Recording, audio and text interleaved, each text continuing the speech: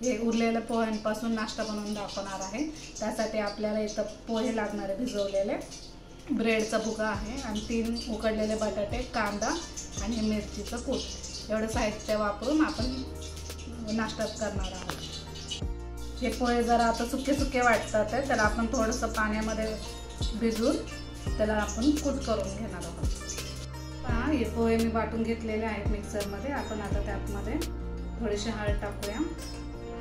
हे 2 बटाटे असे कुस्करून टाकायचे आहेत। त्यानंतर आपल्याला सगळं मिश्रण एकजीव करायचं आहे, तर चांगल्या प्रकारे कुस्करून टाकायचं।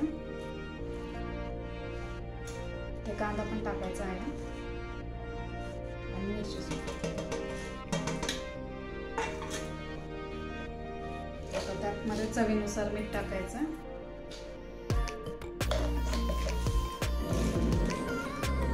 आणि कॉर्नफ्लॉवर टाकायचं 1 मोठा चमच।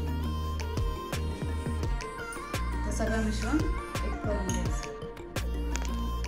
हे पहा मिश्रण सगळं एकत्र करून घ्यायचं। त्यानंतर ना असं गोळा घ्यायचा आणि असं लांबट असं शेप देऊन त्याचे कटलेट तयार करून घ्यायचे।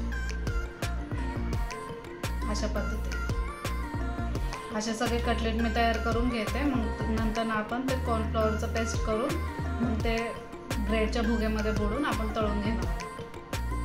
इथं मी 1.5 चमच कॉर्नफ्लॉवर घेतलेला आहे, त्यामध्ये आपण पाणी टाकून त्याचं पेस्ट करणार आहोत। थोडं पातळच करायचं आहे।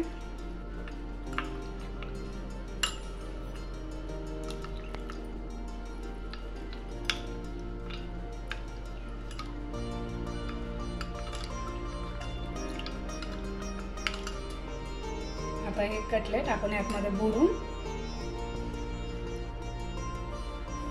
ब्रेडच्या भुग्यामध्ये असं डिप करून घेणार आहोत। पूर्ण त्याला ब्रेडचे भुगा लागला पाहिजे।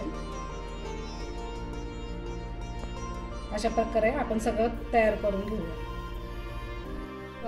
अशा रीतीने आपल्याला ह्याला भुगा लावून घ्यायचा आहे ब्रेडचा आणि तो तेलामध्ये सोडायचा आहे।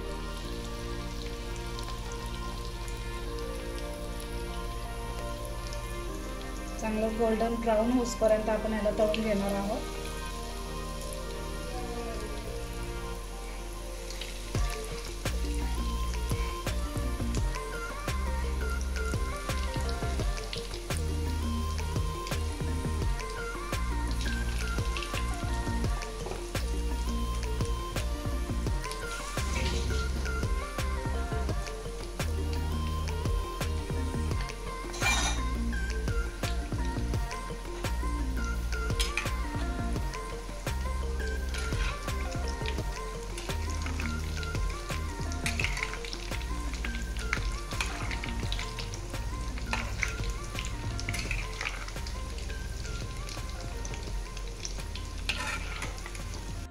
अशा रीतीने आपल्याला कटलेट चांगले खरपूस तळून घ्यायचे आहेत। आता असेच कटलेट आपण सगळे तळून घेऊया।